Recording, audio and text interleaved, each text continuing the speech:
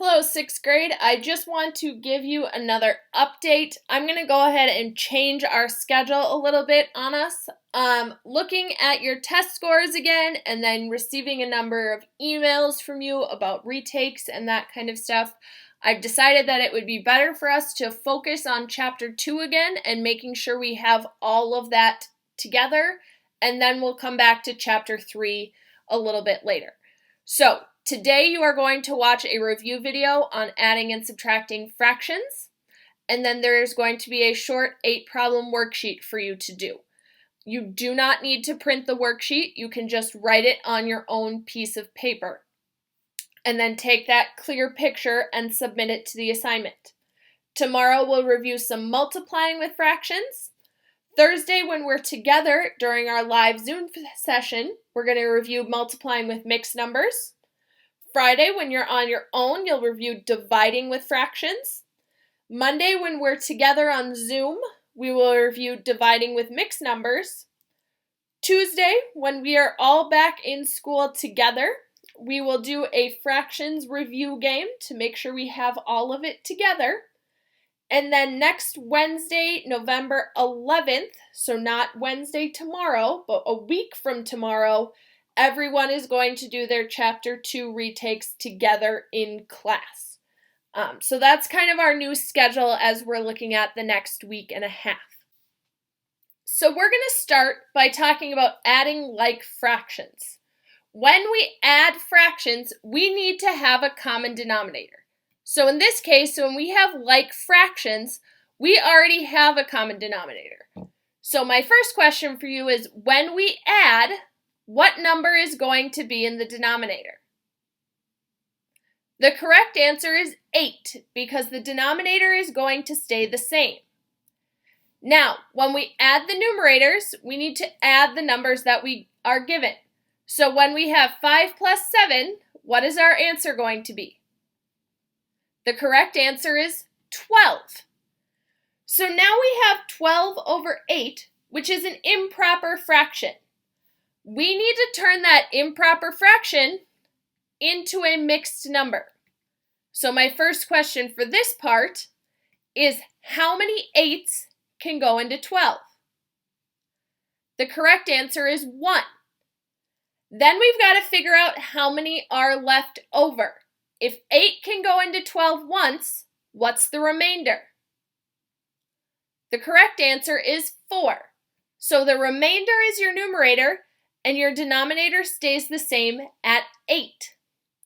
Then we're going to go through the process of reducing. So the first question is, can this fraction be reduced? Yes or no?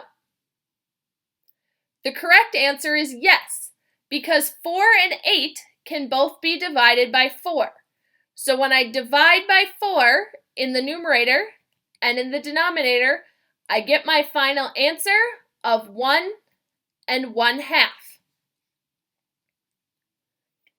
In this next example, we're going to talk about subtracting like fractions. So if I have 20 over 24 minus 5 over 24, the first thing I'm going to say is, what is my denominator? The correct answer is 24, because the denominator does not change. What do I get when I subtract the numerators? The correct answer is 15. So now I have a regular fraction of 15 over 24. Can 15 over 24 be reduced? The correct answer is yes, because both of them can be divided by 3. So your final answer for this problem is 5 over 8. So 5/8. The other type of adding and subtracting we have is when we have unlike fractions. That means our denominators do not match. So the first thing we're going to do is pick out the bigger denominator. So which denominator is bigger? You're right, the correct answer is 9. So then we're going to make a list off to the side. First we have 9 times 1, which is 9. 6 can't divide 9, so I've got to go to 9 times 2, which is 18. 6 can divide 18, so this is going to be our common denominator. In order to turn 9 into 18, what do I need to multiply by? The correct answer is 2. So we're going to multiply the first fraction by 2 and get 4 over 18. What do I need to multiply 6 by to get an answer of 18? The correct answer for this one is 3. So we're going to multiply the second fraction by 3. So we're going to add on 3/18. Then, when we add our fractions, what are you going to get for your final answer? The correct answer is 7 over 18.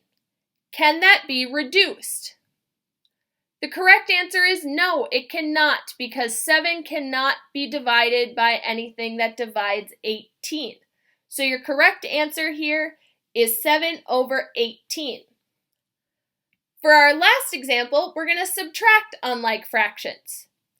So if we have 35 and 5, what is our common denominator going to be? The correct answer is 35, because 35 times 1 is 35, and 5 can divide 35.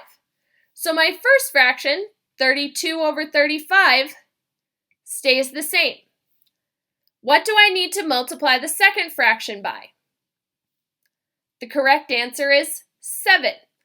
So when I multiply both of them by 7, I'm going to subtract 21 out of 35. After you do your subtraction, what is your final answer going to be? The correct answer is 11 over 35. Can that be reduced? No.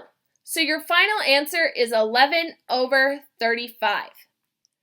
If you have questions about this or anything else that was covered in the video, please feel free to reach out and let me know.